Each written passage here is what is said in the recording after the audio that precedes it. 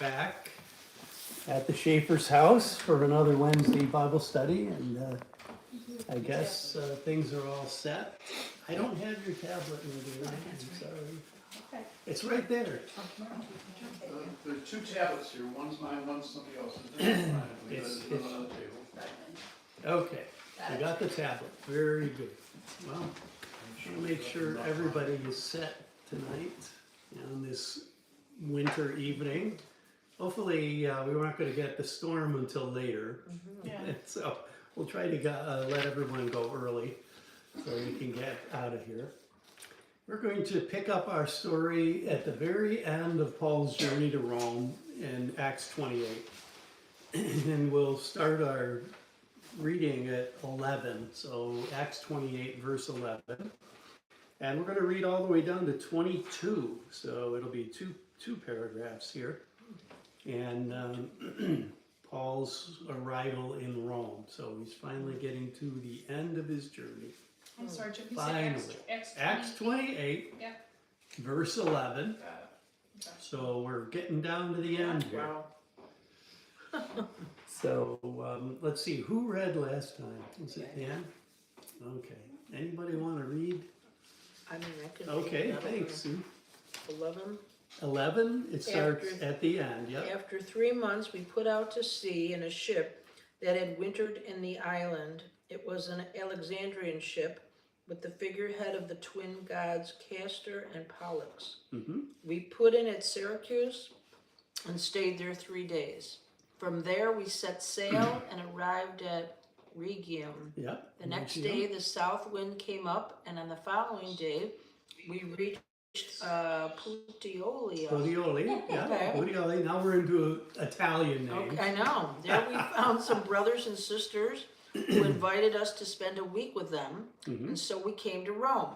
The brothers and sisters there had heard that we were coming, and they traveled as far as the Forum of Appius and the 3 taverns to meet us. Mm-hmm. At the sight of these people, Paul thanked God and was encouraged. When we got to Rome, Paul was allowed to live by himself with a soldier to guard him.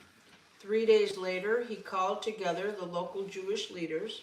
When they had assembled, Paul said to them, "My brothers, although I have done nothing against our people or against the customs of our ancestors, I was arrested in Jerusalem and handed over to the Romans. They examined me and wanted to release me because I was not guilty of any crime deserving death. The Jews objected, so I was compelled to make an appeal to Caesar. I certainly did not intend to bring any charge against my own people. For this reason, I have asked to see you and talk with you. It is because of the hope of Israel that I am bound with this chain." They replied, "We have not received any letters from Judea concerning you, and none of our people who have come from there have reported or said anything bad about you. But we want to hear what your views are, for we know that people everywhere are talking against this sect." Very good.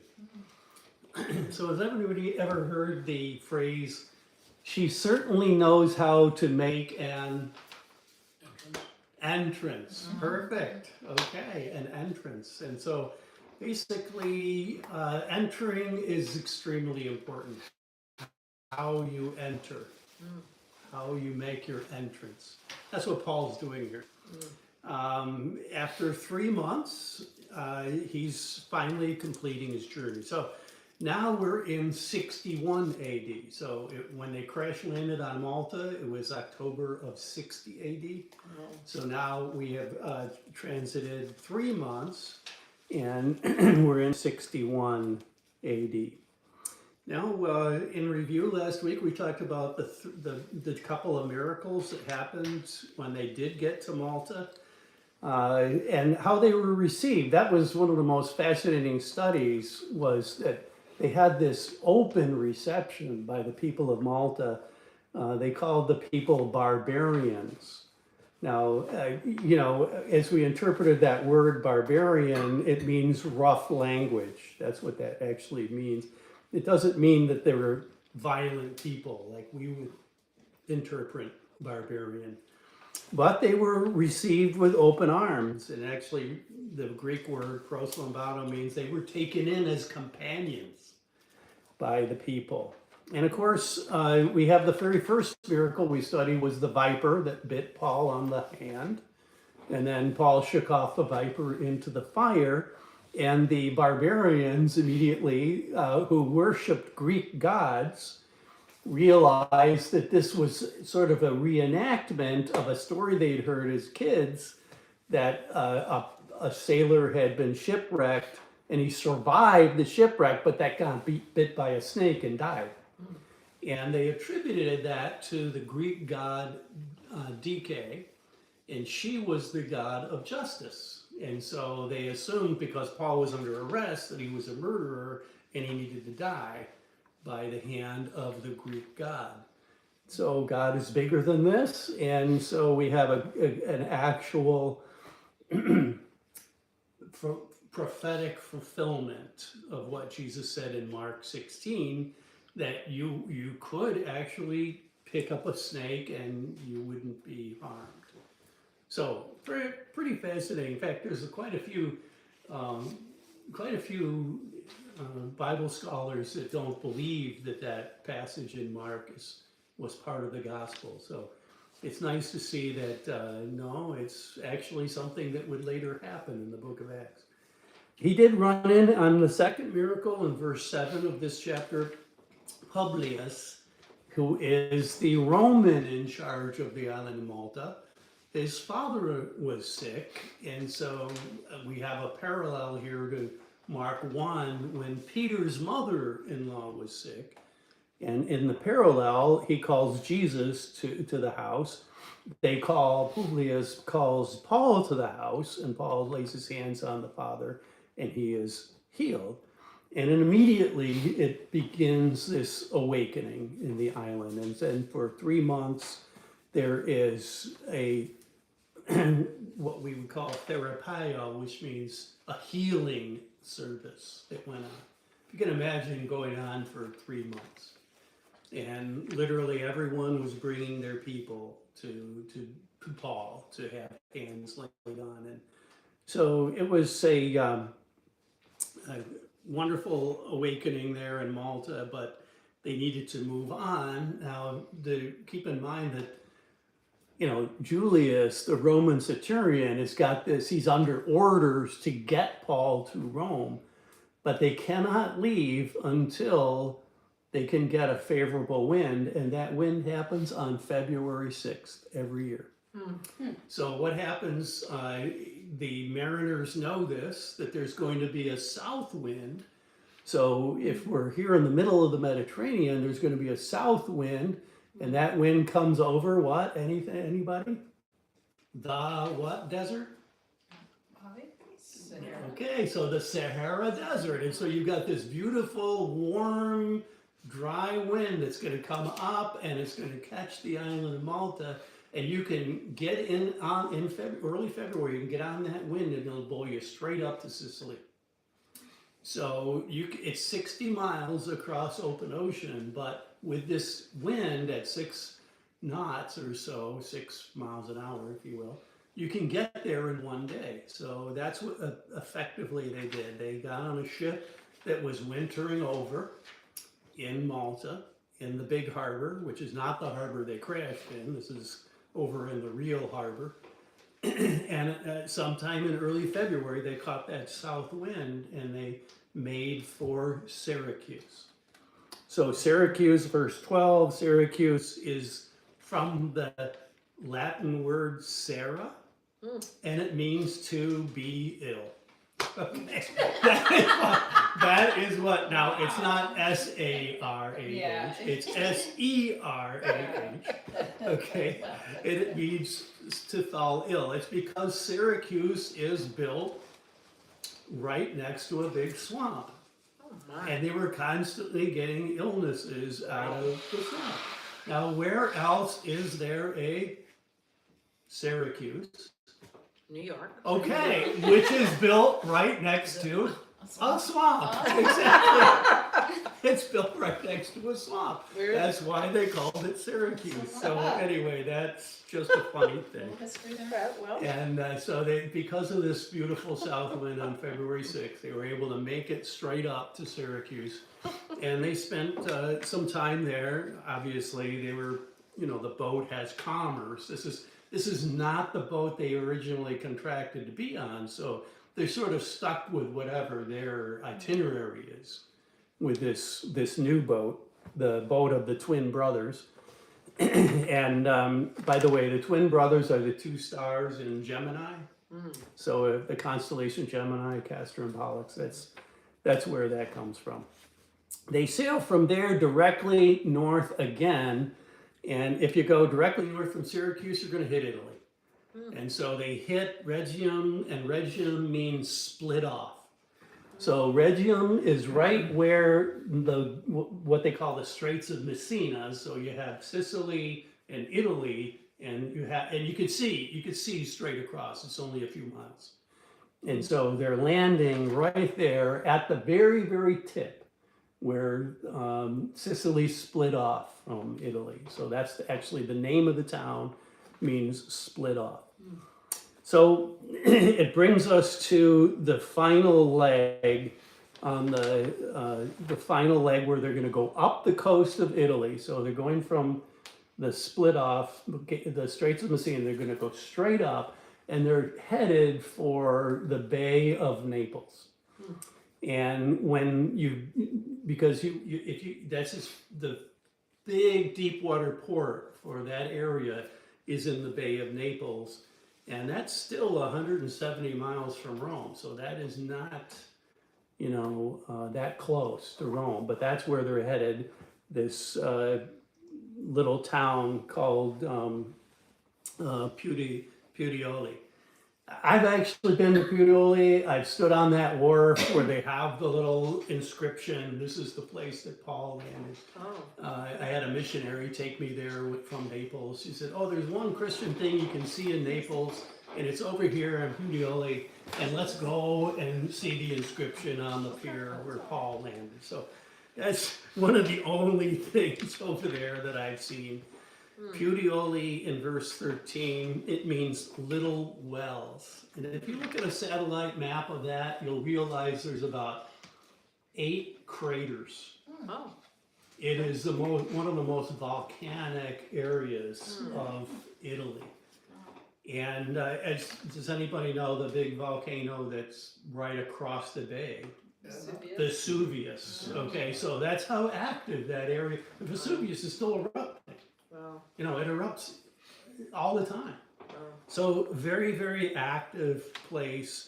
Right behind the bay is the volcano Averno. Averno means no birds. It is so sulfurous in that area that no birds live there. Wow. And it is so sulfurous that the Latin-speaking people considered it to be the entrance to hell. And so you would call that the gates of hell. This crater Averno, where there are no birds. That's what they really saw this as.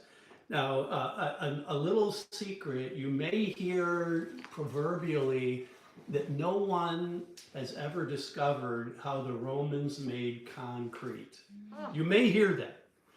But we know that's not true because this is where they made their concrete, and they made it out of the volcanic sand that came out of these volcanoes. Interesting. And it made a kind of concrete that is still around. Wow. It lasts 2,000 years, this concrete. So that's one of the secrets there. Now, they get to Puteoli, and immediately the brethren they find there in verse 14 invites them to stay for a whole week while they're in this town. And it's just kind of amazes me that, they were begging Paul to stay for a whole week, that Julius, the commander, would do this. Yet, this is what they ended up doing. And so Paul was then allowed to stay and became, and he preached to the people there for 7 days. And then in he's saying an interesting thing. He came to Rome. Now, keep in mind, he's still 170 miles away from Rome. Okay? But then he says he came to Rome, and the word came, erkomai, means he enters the influence of the Romans at this point. Because this is the deep water port for Rome. Rome is on a river, the Tiber River, the Tiber River. So it's like, anybody been down to the port of Rochester? Yeah. So Rochester's on a river, right? Right. But the port of Rochester is this little river. You're not going to have the world's greatest city with a little tiny port river Right. like the Tiber River. So this is the major deep water port where all the ships would come in to trade with the world's greatest city. And so that little port that's on the Tiber River is insignificant compared to this huge port that's on the north side of the Bay of Naples. So that's where they're coming in. So this has somewhat of a parallel to another coming to the influence moment in Matthew 21. Matthew 21, he uses the same word in verse 5. Say to the daughter of Zion, behold, your king is coming to you. Gentle, mounted on a donkey, even the foal of a donkey. So is Jesus coming now to the full influence of the city of Jerusalem, all the surrounding areas? You know, he's not in Jerusalem when this prophecy is fulfilled. He's in Bethpage, which is 7 miles outside of Jerusalem, but it's under the full influence of the capital city of Israel. And so the sign of his coming is going to arrive at some point, and it's going to, this is really, to me, is very fascinating. Mark 13:24, another use of this word is the second coming. In those days after the tribulation, the sun will be darkened and the moon will not give its light, and the stars will be falling from heaven, and they shall see the coming of the Son of Man in the clouds. Same word. So now we're coming to the influence of the entire globe. The entire globe will see this event. And, you know, people have tried to interpret what does this mean for years and years, but I think you sort of have to stick with the actual words that he says here in this prophecy. The sun will go dark. Yeah, if that happens, the entire globe will be shaken. Everybody, every community, every scientist will freak out. Yes. If the sun suddenly loses its power, because that's doomed. It dooms the earth. Yeah. You know, because it basically the earth can't survive that kind of event. And so, you know, when we talk about the second coming of Christ and what the sign will be, it's going to be something so dramatic like that, that everyone will know, okay, this is the end. Right. It's over. You know, and every scientist, you'll have doom and gloom predictions from that moment on. The sun has so much to do. It's just really amazing. So when it comes time for Jesus to come the second time, his entrance will be unforgettable, irrefutable. It will be the coming of Christ, coming into the influence of this world once more, will be, everyone in the entire globe will know it's time. It's the end. So when Paul comes to Rome, he has one thing in mind to do. So people keep stopping him on the way. So he's trying to get to Rome. He knows that, you know, that's what God needs him to do, get to Rome. But in verse 28 and verse 15, they stop him on the Appian Way. Now he's on the Appian Way. That's a very famous ancient highway from Naples to Rome. And they're traveling up the Appian Way, and they stop him at the market. then, and that's 40 miles away. Then they stop him at the Three Inns, that's 30 miles away. So, this is Paul making his entrance, and Christians keep coming up to him and keep stopping him along the way to try to connect with this guy because he's so influential. Now, he's got one thing in mind that he needs to do, and this is a really interesting approach. And he's going to do the same thing he does in every other city, right? What's he going to do? He's going to talk to the Jews first. So in verse 17, he calls out to after 3 days being there, and he was in his house, allowed to stay with one guard. That's sort of we call that house arrest, right? And he only has the one guard, so he's got quite a bit of favor with the Romans at this point. When he was in Caesarea, he was in a dungeon, right? He was in prison. But the farther you get away from that whole Jerusalem scene, the more favor Paul seems to accumulate as he goes along. So it isn't spoken, but it's fairly obvious that the commander, Julius, the centurion, had quite a bit of favor in Paul's, in his relationship with Paul. Probably got saved. I mean, can you imagine having a set of guards with Paul one-on-one? Do you stand a chance at all? You're chained to Paul one-on-one for however many hours.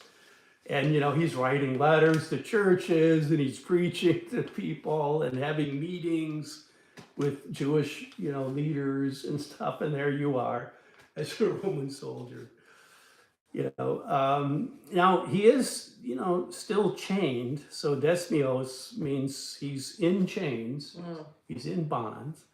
But he gets the leading Jews, so the leading men of the Jews. So who would they be? Leading is the word protos, meaning these are the Jews in charge of anybody?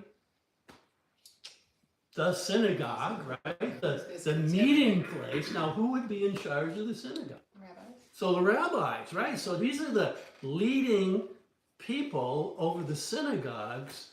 Now, they hadn't really been in favor at this point. In fact, the Roman, if you do remember in Acts 26, there was a huge problem with the Jews and the Christians in Rome, and they all got kicked out at one point. And so they're having, now obviously they've kind of come back and they're having this discussion with Paul.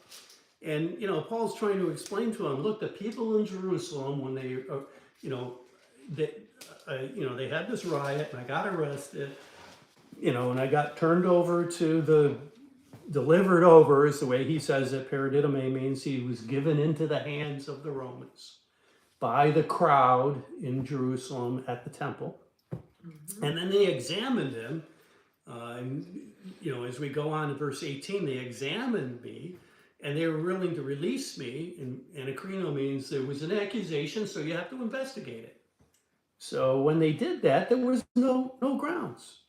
In fact, the legal word used there was that there's absolutely no way to judge this as guilty, the way that they did. But he said, regardless of that, I'm standing here in chains before you for the hope of Israel. And when he said that, everyone in that room knew what he was talking about. He was talking about the coming of the Messiah, the hope of Israel. Before Agrippa, he actually said a very similar thing in Acts 26 when he was talking to the king of Israel, Agrippa. Let me turn to that. Just a few chapters ago, in verse 6, he says, I'm standing trial for the hope of the promise which was made by God to our fathers, the promise to which our 12 tribes hope to attain. So he speaks very similar language. The reason he is under this arrest and in these bonds is because he's in a position to explain the hope that the Jews have for salvation through Jesus Christ. So that when he said that to the Jews, they knew from prophecy in Isaiah that he was talking about the hope they have for redemption from the Messiah. That is what Paul was there to represent. Now, funny thing is, when it was actually prophesied, it wasn't just for the Jews. So, as Isaiah says, this is Romans 15, verse 12, there shall come from the root of Jesse he who arises to rule over the Gentiles. And in him the Gentiles shall hope. So it wasn't, when he says the hope of Israel, it's not just the hope of this little nation Israel. No, it's the hope of the whole world is what's at stake here. Even though the Jews had possessed it as their own hope, it was the hope of the whole world.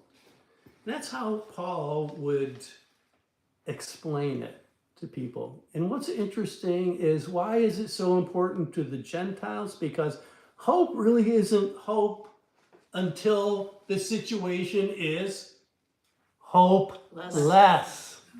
Then it's hope, right? And so as long as matters are kind of hopeful, hope is just a platitude to say, okay, it's like, well, I hope this happens. But when it's hopeless, then everything is invested in that hope. That's what the Gentiles had. The Gentiles were hopeless. There was no way to meet with God. It's hopeless until Jesus. And that's what makes it hope. Hope is the resurrection. That's the real hope that we all have. The resurrection, that eventually we are raised from this mess. It isn't hopeless because there is hope in Jesus Christ. So that is how Paul wants to preach it to the Jews who are in attendance here in Acts 28. And what is extremely interesting is their response. Now, if you were a judge and you heard this response, there would be hell to pay if this happened in your courtroom. Listen to the response. We haven't received any letters from Judea concerning you.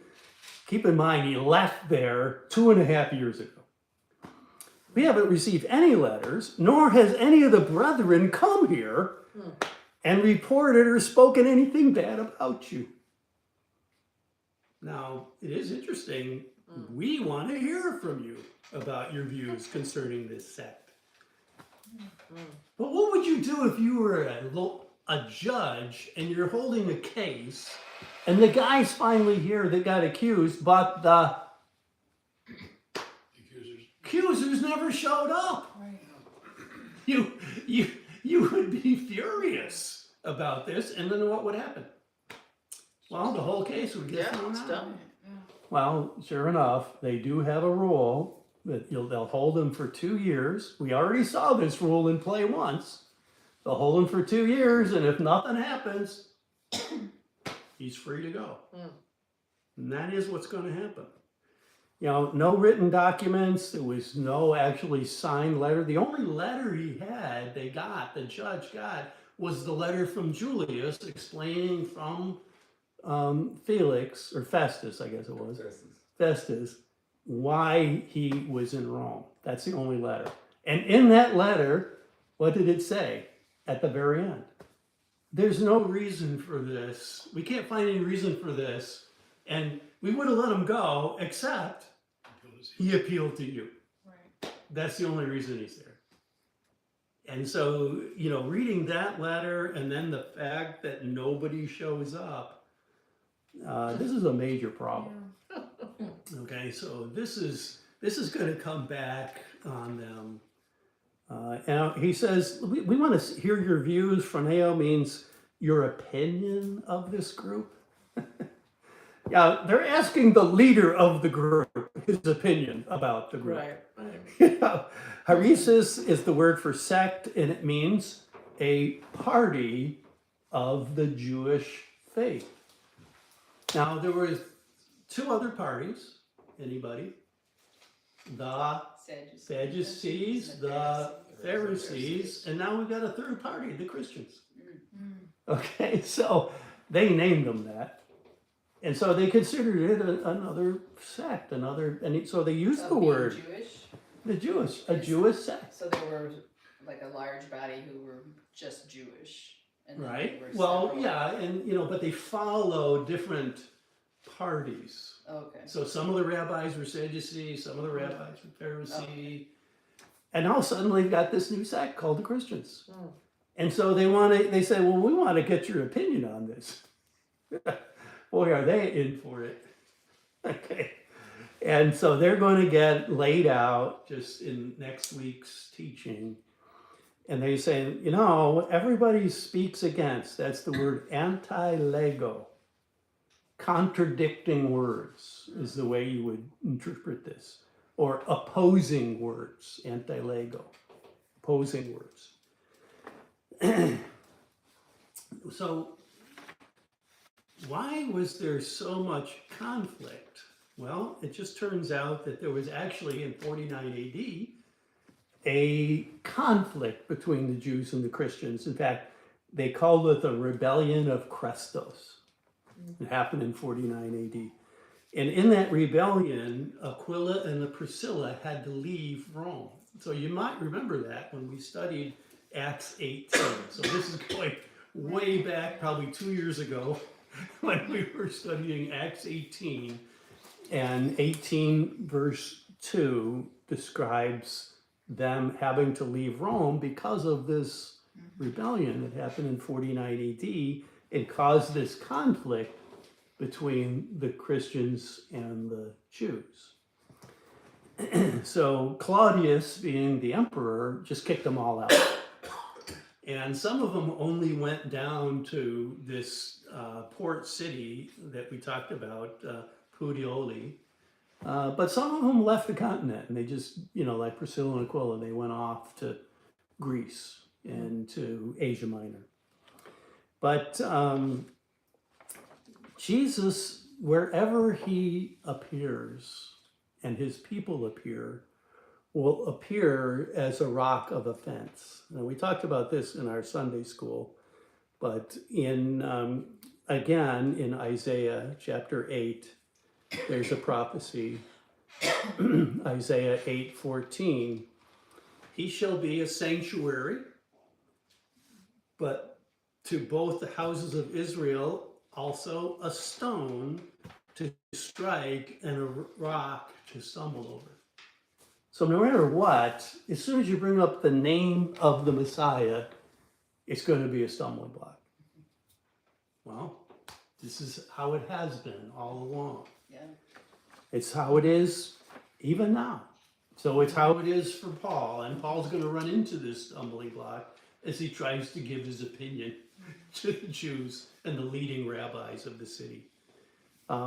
Peter also found this to be the case when Peter went to Rome. And in 1 Peter 2:8, written from Rome, he says this, he quotes the prophecy, a stone of stumbling, a rock of offense. They will stumble because they're disobedient to the word. And this is to their doom. Wow. But you are a chosen race and a royal priesthood, a holy nation and a people for God's possession. So this discussion that he's going to have with the Jews is going to end up just like any discussion he's had down through the years. But his methodology is to speak to the Jewish leaders first and get it out in the open, because none of this happens behind closed doors. It's all going to be in the open where the people of God can hear the word of God, as Peter says it here. The reason they stumble is because they're disobedient to the word of God. That's the reason they're stumbling. If they had listened when the words were read, the very words of Isaiah, which was read in the temple constantly, they would know that the Messiah would be a stumbling block. And they're going to have to receive the word to understand how to receive the Messiah by faith. So that's where we'll leave it here for tonight, knowing that Paul is going to go on and make his opinion known, and then he himself will quote from Isaiah the same words that Jesus quotes when he speaks to these same leading men, but they were, in Jerusalem. So we'll pick it up there next week, and believe it or not, we are going to finish this book before Christmas. So There we Merry go. Christmas to Everybody, everybody. yeah, the Christmas We're going present. to finish this book next week. Praise God. Thank you again. Bless you. Have a great night. So much to hear about in the book of Acts.